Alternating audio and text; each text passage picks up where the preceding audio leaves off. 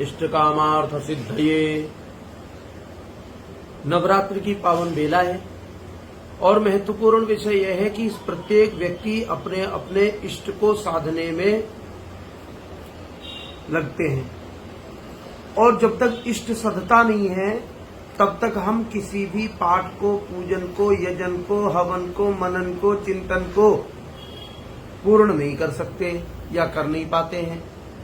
कहने का तात्पर्य हमारा बनता है कि सबसे पहले हमें अपने इष्ट को साधना चाहिए। बहुत सारी प्रक्रियाएं हैं, बहुत सारी योजनाएं हैं, बहुत सारे प्रयोग हैं, बहुत सारी विधि हैं, बहुत सारे विधान हैं जिनके माध्यम से हम जप तप के द्वारा संकल्प की सिद्धि को प्राप्त कर सकते हैं और हमारी मनोकामनाएं होती हैं बहुत। हमारा इष्ट सधा हुआ नहीं है और जब तक इष्ट नहीं सधा है तब तक वो माँ जो कृपा करना चाहती है, जो माँ हम पे अनुकंपा करना चाहती है, जो करुणा वर्णालय हैं, जो करुणा का अवतार हैं, जो करुणा हमारे ऊपर हर समय तैयार है करने के लिए, वो कैसे करेंगी जब तक हमारा इष्ट नहीं सधेगा।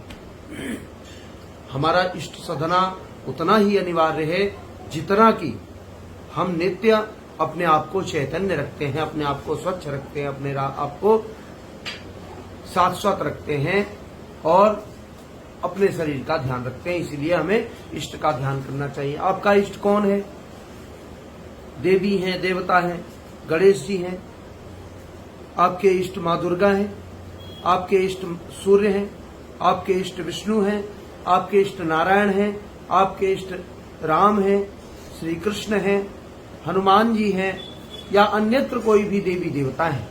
आप उपासना किसकी करते हैं? आपका इष्ट कौन है? आपको अपने इष्ट को साधना होती है। वैसे तो मैं बता रहा हूं आपको कि हमारे जो संपूर्ण धरा पर जितने भी पारिवारिक लोग हैं, जो पारिवारिक लोग हैं, जिनके परिवार हैं और जो अपने अपने घरों में रहते हैं, बाल बच्चे हैं, सभी लोग उनको 5 देवता का पूजन निरंतर करना चाहिए और केंद्र में अपने इष्ट को रखना चाहिए। सूर्य, गणेश, ब्रह्मा, विष्णु अथवा रुद्र, गौरी, दुर्गा, इस प्रकार से 5 का क्रम बनता है। जो 5 देवताओं का पूजन करके अपने आप को हर्षित करता है, सुशोभित करता है, निश्चित मानिए उसके इष्ट भी सुधरते हैं और उसके सभी मनोवांछित फल भी प्राप्त होते हैं। यहां बताया गया हग्गुम सहा सूची खदवा सूरन तारिक्षा सद्धोता बे दीखा दाती तिरदुरो न सता। वेद कहता है कि आपके जो भी इष्ट हैं, जब आप व्रत रहते हैं, जब आप उपासना करते हैं, जब आप नियम और संयम के साथ साथ में अपने आप को एक पथ पर ले चलते हैं, उस समय आपका इष्ट जो होता है वो मजबूत होता है और इष्ट आपका सध जाता है। अदृश्य मसीहा कहा कि वो हमें दिखता नहीं है लेकिन वो हमें निरंतर देखता है और हमें ऐसा प्रयत्न करना चाहिए कि वो इष्ट जो है वो हमको निरंतर देखते रहे। और इष्ट साधने वाले व्यक्ति के कुल देव का दोष नहीं लगता है, कुल देवी का दोष नहीं लगता है, उनके कुल देवी देवता भी यथावत प्रसन्न रहते हैं, उनके विश्व देव देवता आदि पितृ आदि देवता भी प्रसन्न रहते हैं। तो सबसे पहले हम पंचदेव की उपासना करें, पंचदेव का पूजन करते हुए अपने इष्ट को साधना सीखें। इष्ट कैसे सधेंगे? तो कहा आप रीढ़ की हड्डी सीधी रख करके अपने लाल अथवा पीले आसन पे, किसी भी आसन पर बैठ करके ध्यान करें, चिंतन करें, मनन करें, उनका स्मरण करें इष्ट का कि इष्ट कैसे हैं, उनके स्वरूप का ध्यान करें। तत्पश्चात आपका आसन हो गया, फिर आपका वासन। तो जो बर्तन है आपका शुद्ध हो, तांबे का हो, पीतल का हो, रजत का हो, कोई भी हो, जो पूजन में उपयोगी पात्र हैं वो बिल्कुल स्वच्छ हो। उनके द्वारा आप जल अथवा जो भी भोग सामग्री है वो प्रसाद रूप में उनको निवेदित करें। तत्पश्चात फिर आती है बात रासन की। आसन, वासन, रासन ये इष्ट के लिए महत्वपूर्ण है।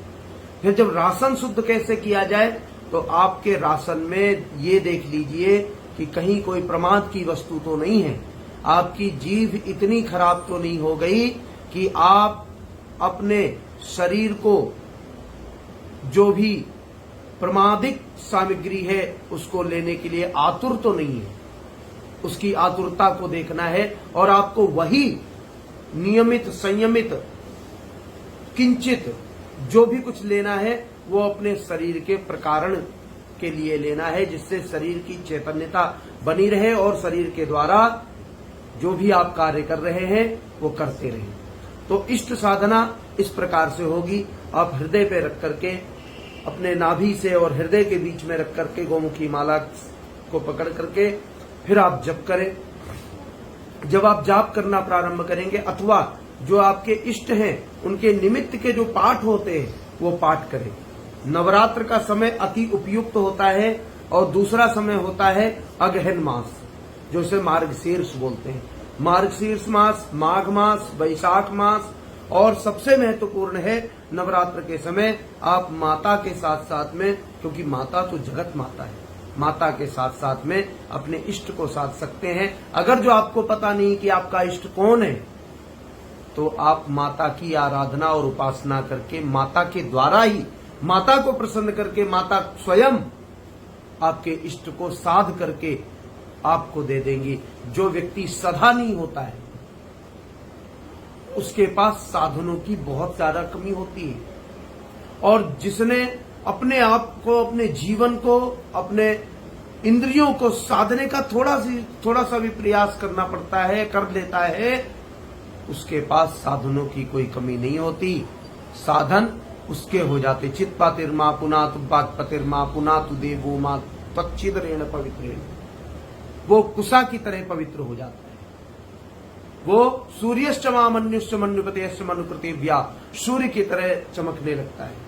वो ऋतंच सत्यंच आधिधात तपसो धजायत, वो इस धरा पर इस प्रकार से तैयार हो जाता है जैसे इस धरा पर, इस पृथ्वी पर लोगों को लगे कि यह चट्टान है, इसमें अगर जो हम हाथ मारेंगे तो चोट लगेगी, कुछ भी फेंक करके मारेंगे तो टूट जाएगा। वह पुरुष लोह पुरुष हो जाता है, चट्टान की तरह हो जाता है, शरीर से, मन से, सबसे मुलायम होता है, लेकिन प्रतीत ऐसा होता है कि चट्टान की तरह हो गया है। इसलिए हमें इष्ट साधना बहुत ही अनिवार्य है। इष्ट साधने से क्या होता है, देखिए आपका जो जन्म होता है वो भी इष्ट काल के ही अनुसार होता है। आपके जितने घर में कार्य होते हैं, उत्सव होते हैं, महोत्सव होते हैं, वो सब भी इष्ट काल के अनुसार ही होते हैं। और जब सब कुछ इष्ट से होते हैं तो हमें थोड़ा सा ही तो प्रयत्न करना है कि हम अपने इष्ट को साध लें और हमारा इष्ट सदता चला जाएगा। हम साधनों के ऊपर आनंद के लिए पथ पर विचरण करने लग जाएंगे। तो यह इष्ट का सौंदर्य है और हमारा सौभाग्य है कि इष्ट हमें, हमारा इष्ट हमको देखे और हम इष्ट को साधें। माँ के द्वारा माता को प्रसन्न करें, भोग के द्वारा, वातावरण के द्वारा, नाद ब्रह्म के द्वारा ताली बजाते हुए माता के भजन का गायन करें, उनका जप करें।